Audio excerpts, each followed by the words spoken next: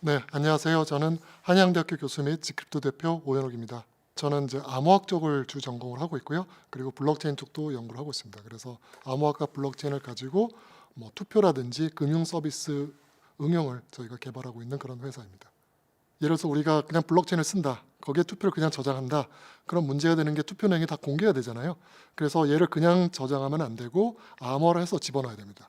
그래서 이게 암호화된 상태로 이 투표가 맞다는 걸 확인할 수 있어야 되는데 그거를 이제 영지식명을 가지고 누군지도 모르고 어떤 내용인지 모르지만 이 투표라고 하는 게 정말로 맞는 유권자 중에 한 명이 만들었다. 이런 거를 수학적, 암호학적으로 보장해 주는 그런 기술인 거죠. 저희가 이제 2023년도에 CES에서 최고 혁신상을 받았었고요. 또 2024년 작년에도 최고 혁신상을 받았었고 2023년도에 대통령실에서 CES에서 최고 혁신상 받은 그런 회사들, 혁신상 받은 기업들을 초청을 했었거든요. 거기서 이제 최고 혁신상 받은 기업들에 대해서는 데모하는 그런 형세를 가졌고 그때 이제 저희가 시연을 했었습니다.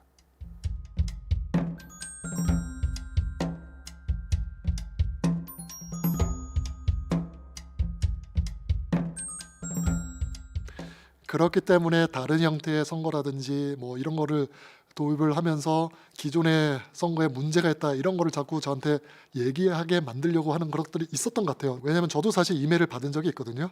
투표에서 이런 결과가 나왔는데 뭐 이거는 이상하지 않느냐 그렇게 저한테 메일이 와서 제가 아무 문제 없다라고 답장을 써준 게 있었거든요. 사실 그때는 그런 부정선거의 망상에 있는 사람들이 많은 줄 몰랐었어요. 저는 어쨌든 새로운 기술이 투표를 더 투명하게 만들고 안전하게 만들고 더 저비용으로 더 빠르게 효율적으로 할 수 있으니까 이걸 많이 썼으면 좋겠다라는 그런 이제 생각만 가지고 있었던 거지 이게 기존 투표가 문제가 있으니까 버려야 된다 이런 생각을 가지고 있지는 않았었거든요. 사실 어떤 기술을 도입하더라도 부정선거에게는 끝이 안 나올 거라 생각하고 있었고 다만 이제 제가 바랐던 건 뭐냐면 예를 들어서 누구나 확인할 수 있으면 적어도 개표에 대해서는 부정선거 얘기를 못할 거고 다른 걸로 얘기하지 않을까. 새로운 기술로 이게 더 안전하다라고 확인이 되면 그 믿는 수의 비율이 훨씬 줄어들지 않을까. 이런 걸 바라면서 연구를 했던 거죠.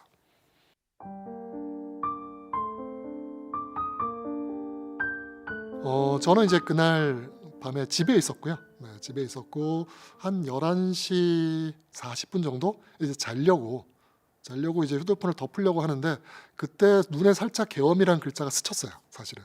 그래서 만약 스치지 않았으면 전혀 모르고 잤을 것 같고 스쳐가지고 이게 무슨 말이지? 하면 다시 펼쳐봤던 거죠. 처음엔 사실 안 믿기더라고요. 안 믿기고 그래서 일단 라이브도 틀어보고 뭐 TV도 틀어보고 그다음에 뉴스도 찾아보고 해서 이게 진짜 계엄이구나 하는 생각이 들었던 게 판단하는데 한 1분 정도 걸렸던 것 같아요. 1분 정도 걸렸고 그 다음에 드는 생각은 뭐냐면 빨리 뭔가를 해야 되겠다라는 생각만 들었었어요. 어쨌든 뭔가를 빨리 하는 게 굉장히 중요하다. 이 초반이 가장 중요하다. 그런데 내가 이미 1시간을 이미 소비했기 때문에 정말로 빨리 움직여야 된다. 이게 너무 아쉽다, 안타깝다 그런 생각이 들었고요. 아마 그게 제 생각에는 작년에 이제 영화 서울의 봄이 많은 영향을 미쳤던 것 같아요. 그래서 그날 밤에 만약에 서울 시민들이 몰려와서 뭔가 막았다면은 역사가 바뀌었을 거다라는 거를 그때 당시에 영화를 보면서 느꼈던 것이 아마 잠재의식으로 남아서 그날 12월 3일 날 밤에 내가 빨리 움직여야 됐다는 것을 더 부추겼을 거라고 생각을 하고 있습니다. 그때 이제 아내는 이제 외국에 잠깐 갔다가 들어왔기 때문에 시차 때문에 자고 있었거든요. 바로 들어서 이제 옷을 조용히 갈아입는데 이제 아내가 깨가지고 어딜 가냐고 물어보더라고요. 네, 그래서 제가 이제 여의도 국회로 간다. 라고 했죠. 그랬더니 뭐 나중에 얘기해 주는데 아내가 그때는 꿈인 줄 알았대요. 그래서 왜 가냐고 저한테 물어보더라고요. 그래서 계엄령이 발동돼서 이제 국회로 가야 된다. 그래서 이제 아내는 이건 확실히 꿈이다. 100% 이제 확신을 했었고 제가 이제 실제로 이제 TV를 보여줬거든요. 그래서 이제 그때 이제 믿었던 거죠. 사실은 아내도 같이 나오겠다는 걸 제가 말렸고요. 네. 왜냐하면 어떤 상황이 일어날지 모르기 때문에 그래서 뭐 제가 잡혀가든 어떤 불상사가 일어나면 어쨌든 가정을 책임질 사람이 있어야 되기 때문에 아내는 이제 가정을 좀 지키도록 그렇게 얘기를 했었습니다. 이제 큰 애는 지금 군대에 가 있고요. 그래서 화천 지방 7사단이어가지고 화천에서 그때 군대 간 지가 한 3개월 좀 넘은 상태였고요. 이 계엄이 만약 성공하면 그러면 아들과 아버지가 대척점으로 만날 수 있을 거라고 생각을 했었고요. 근데 제가 그때 이제 바랬던 거는 뭐 그 전에 어쨌든 이 계엄 자체가 빨리 끝나기를 바라는 마음밖에 없었기 때문에 아들, 딸 생각은 사실은 좀 더 뒤에 이제 지하철 타고 가면서 많이 하게 됐습니다.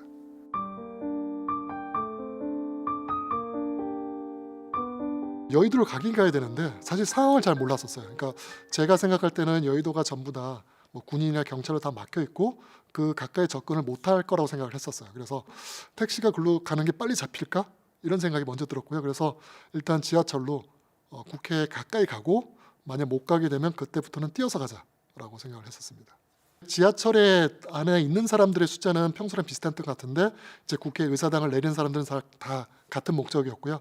네, 그때 이제 내렸던 사람들이 뭐 저나 저보다 조금 나이 많은 그런 아저씨들도 있었고 젊은 사람들도 있었고 그때는 이제 다 그런 얘기를 했던 것 같아요. 가서 국회를 지킵시다 하면서 서로 그렇게 화이팅을 하면서 한 20명 정도 그렇게 같이 다 지하철을 밖으로 나갔었습니다. 그래서 저희가 바로 나왔을 때는 그게 바로 이제 정문 바로 옆이었기 때문에 정문에 사람들이 엄청 많이 모여 있는 걸 봤었고요.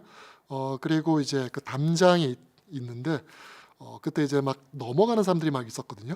네, 그래서 뭐 보좌관이라고 하면서 도와달라고 넘어가는 사람도 있었고, 뭐 기자라고 하면서 넘어가는 사람도 있었고요. 도와달라고 막 했었고, 높이가 그때 제가 보니까 한 제 키로 한 가슴 높이 정도, 네, 그 정도여가지고 혼자서 넘기에는 약간 어려운 정도, 네, 그 정도여가지고 이제 그때 이제 내리자마자 그 사람들 막 도와주고 넘겨주고 그다음에 이제 넘겨줄 때 경찰들이 한 10m 정도씩 떨어져 있었던 것 같아요. 담장에는 안쪽에서. 그래서 넘어가면 뭐 못 넘어가게 잡으러 오는데 일단 넘어간 사람에 대해서는 뭐 제지하지 않았고요. 넘어갈 때 이제 못하게 했을 때 이제 경찰 못하게 이제 막고 넘기고 막 그런 걸 했었습니다.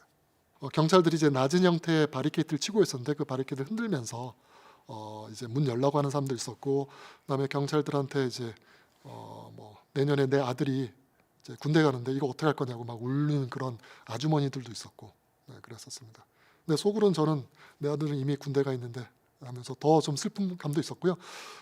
제가 이제 원치 않았던 건 경찰과 시민이 충돌을 일으키든지 해서 뭔가 이제 트리거가 되는 사건이 일어날 거는 되게 조심스러웠기 때문에 거기 이제 경찰들한테 얘기를 했죠. 다치지 말라고 얘기했었고 그렇게 얘기하니까 거기 중에 한 경찰이 약간 지휘부 젊은 사람이었는데 그 사람이 이제 했던 얘기 중에 하나가 자기가 지금 이제 집에 있는 와이프가 제일 무섭다고 와이프가 지금 화가 엄청 많이 나 있다고 그러니까 와이프는 계엄령 때문에 화가 많이 났던 거예요.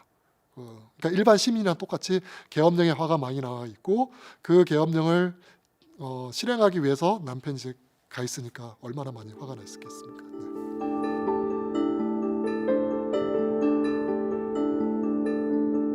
1990년 그때 이제 소련이 무너지고 러시아가 됐을 때 그때 소련에서 이제 소련 군부 사람 세력들이 쿠데타를 일으켰고 이제 러시아의 옐친이 이제 그걸 제압하고 그때 이제 사람들이 죽고 하는데 시민들이 더 가세되고 하면서 결국 군부가 거기에 굴복하게 됐거든요. 그래서 제가 이제 초창기에 생각했던 거는 최선의 시나리오는 소수의 사람들이 희생이 되고 그거에 붕괴한 시민들이 더 나와서 시민들이 이제 훨씬 더 세력이 커지는 이거를 생각했고요. 누구든 희생을 한다면 뭐 저라면 사실 더 좋다고 생각했어요. 왜냐하면 뭐 사회적으로 어쨌든 교수란 직업도 가지고 있고 그래서 더 주목받을 수 있기 때문에 제가 뭐 희생을 할 수 있다면 더 많은 시민들이 나올 수 있는 토대가 될 수 있을 거라 생각을 했었습니다.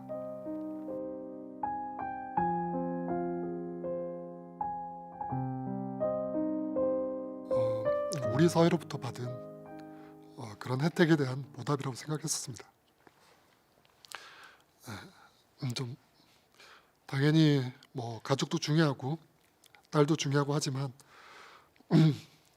자식들에게 더 살기 좋은 세상을 만들어주는 게 그게 뭐 부모 또는 기성세대로서 할 수 있는 뭐 최소한의 일이라고 생각했고 사회에 대한 저의 의무라고 생각을 했었습니다. 사실은 뭐 지하철에서 울고 이제 안 그럴 줄 알았는데 어쩔 수 없네요. 네.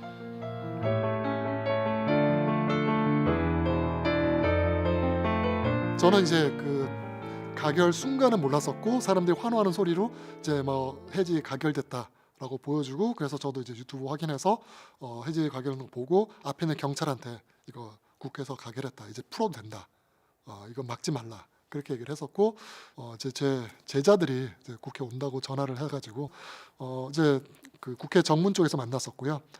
사실은 이제 다음 날 아침에 수업이 있었거든요. 9시부터 수업이 있어가지고 제가 이제 수업 못 갈 수도 있으니까, 아침에 뭐 학교를 못 가게 되면 나 대신 이제 수업을 휴강을 공지를 해달라, 이제 대학원생 한 명한테 그렇게 보냈던 거고, 이제 그 대학원생들도 사실은 그날이 박사 심사 날이었었어요. 네, 그래서 2명이 박사 심사 날이어가지고 그거 끝나고 나서 이제 저녁 먹고 있는 그런 상황이었는데 한참 얘기하다가 이제 국회 쪽 차를 운전해서 왔었죠.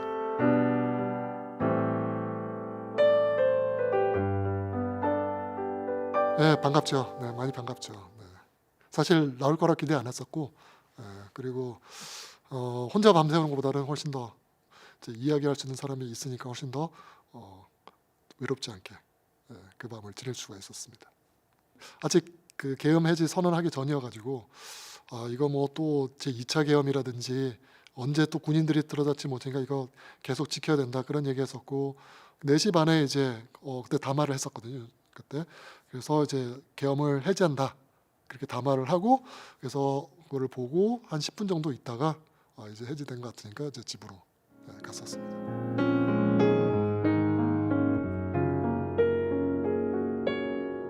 사실 다들 마음은 있지만 뭐 어떻게 그날 행동을 너무 늦게 알았다든지 뭐 잠을 잤다든지 멀리 떨어지다든지 발만 동동 구르고 있었던 분들이 대다수였을 거라 생각하고 있고, 마음은 다들 똑같이 가졌을 거라 생각하고 있거든요. 그런 마음들이 염원이 모여서 뭐 빨리 해결이 됐다고 생각을 하고 있고요. 개인적으로 정말로 고맙다고 생각하는 거는 국회의원분들이 정말로 빠르게 행동하셔가지고 아무도 다치지 않고 빠르게 일을 처리할 수 있게 된 거에 대해서 정말로 감사드립니다.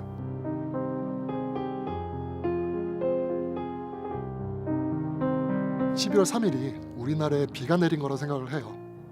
그리고 비가 내린 뒤에 사실 땅이 더 굳듯이 이걸 통해서 우리가 무엇이 옳고 무엇이 그런지 더 확실하게 알게 된 거고, 계엄령 전에는 잘 몰랐던 파시즘이라든지 뭐 이런 것들 오히려 전 국민이 더 많이 공부하게 되고, 민주주의가 또는 민주제도가 얼마나 지키기 어려운 것이고 우리가 얼마나 많이 생각해야 되는 것인가 하는 거를 알게 된 좋은 계기가 됐던 것 같고요.